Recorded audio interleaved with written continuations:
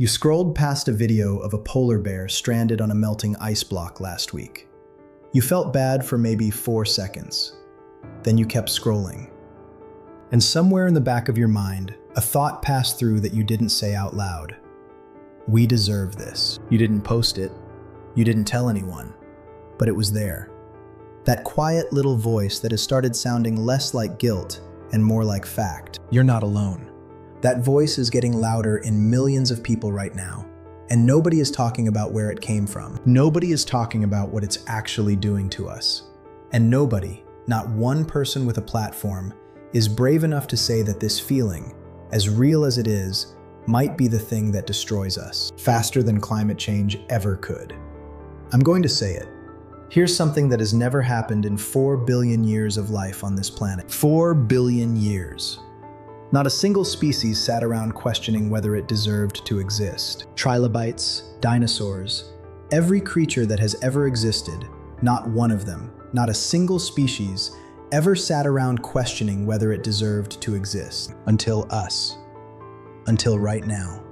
Until 2026, where you can open any app on your phone and within 30 seconds find thousands of people arguing, with complete sincerity, that the most moral thing humanity could do is voluntarily go extinct. The voluntary human extinction movement has millions of followers. Millions. Anti-natalism went from a fringe philosophy to a mainstream identity in under a decade. Celebrities with hundreds of millions of followers sit on the biggest platforms and say, humans are a virus. And the comment section doesn't push back.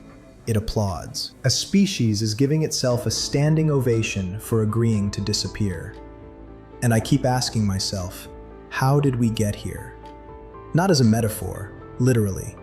How does a species arrive at the point where its own extinction feels like the responsible choice? Because the answer is not what you think it is. How does a species arrive at the point where its own extinction feels like the responsible choice? Because the answer is not what you think it is. Go back 250 years. Pick any human being alive on this planet in 1750. A farmer in India, a merchant in France. Ask any of them, why are you here? They would not hesitate. Not because they had all the answers, but because the framework existed. Religion gave them a story, community gave them a role. Tradition handed them an identity before they were even old enough to question it. Their existence had a place in a larger structure that stretched beyond them. Now look at us. We have more information than any human being in history. More comfort, more options, more freedom, more access. We have dismantled every old story that couldn't survive scientific scrutiny. We have broken every tradition that felt like a cage. We have rejected every authority, and we are the loneliest, most purposeless generation that has ever lived. Because nobody told us that when you burn down the old structures, you have to build something in their place. We burned them down and stood in the ashes, thinking freedom would feel like flying. Instead, it feels like falling. Philosopher John Vervaeke calls it the meaning crisis. His argument is that something essential, something humans cannot function without, has been disappearing. And we are only now feeling the full weight of that loss. When a person loses meaning, the brain does not sit calmly in the uncertainty. It finds a story. Any story, even a terrible one. And the story it landed on is this: I am the problem. My species is the problem. The most responsible version of me is the version that stops existing. That is not wisdom. That is not evolution. That is a wound looking for an explanation.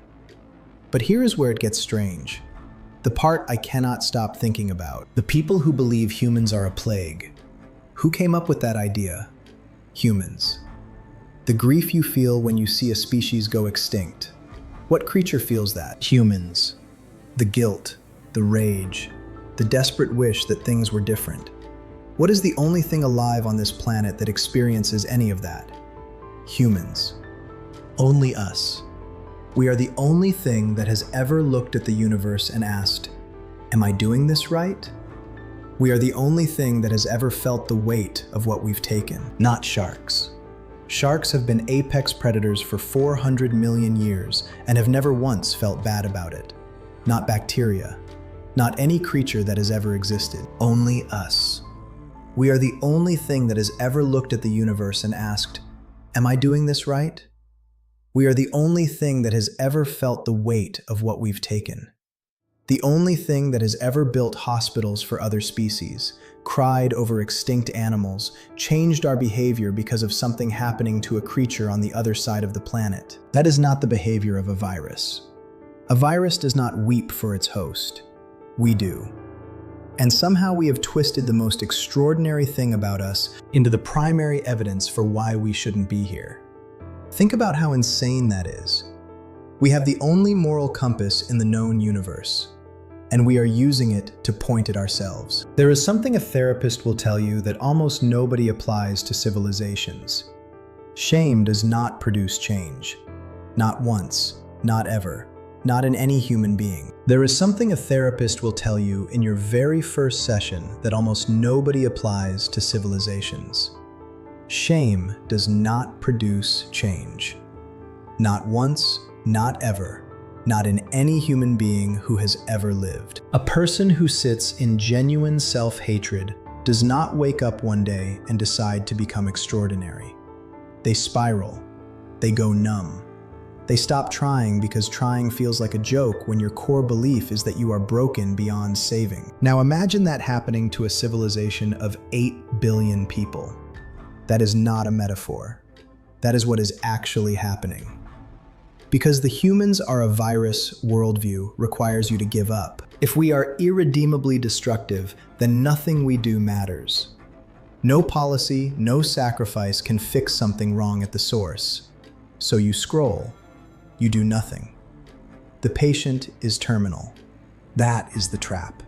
And millions of people are sitting inside it right now, feeling like they're thinking clearly.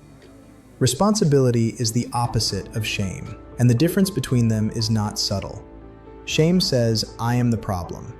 Responsibility says, "I caused a problem, and I have the power to address it." Shame ends the story.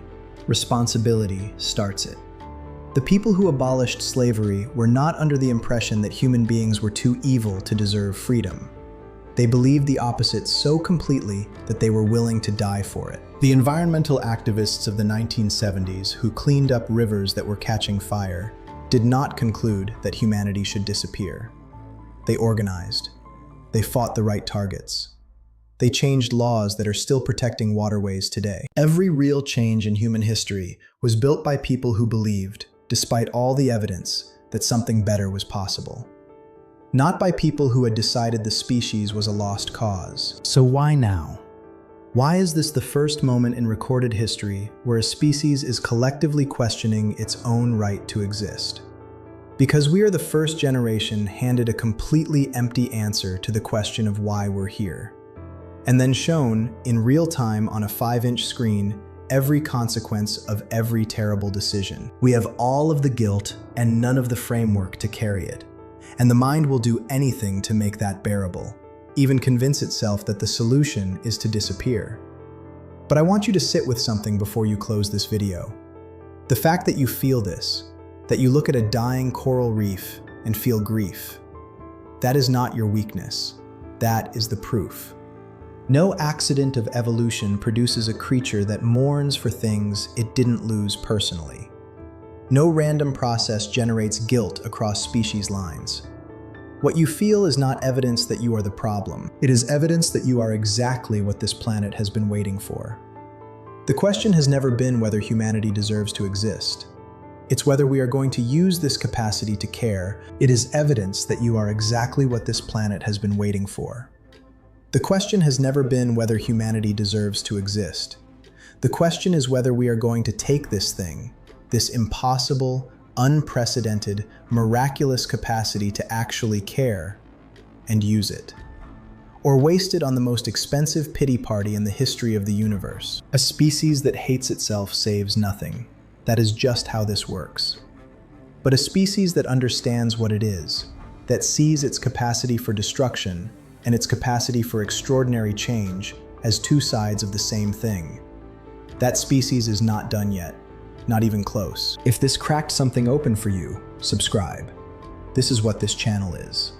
The questions that actually matter, the conversations nobody else wants to have, every single week. Hit subscribe and come back, because we're just getting started.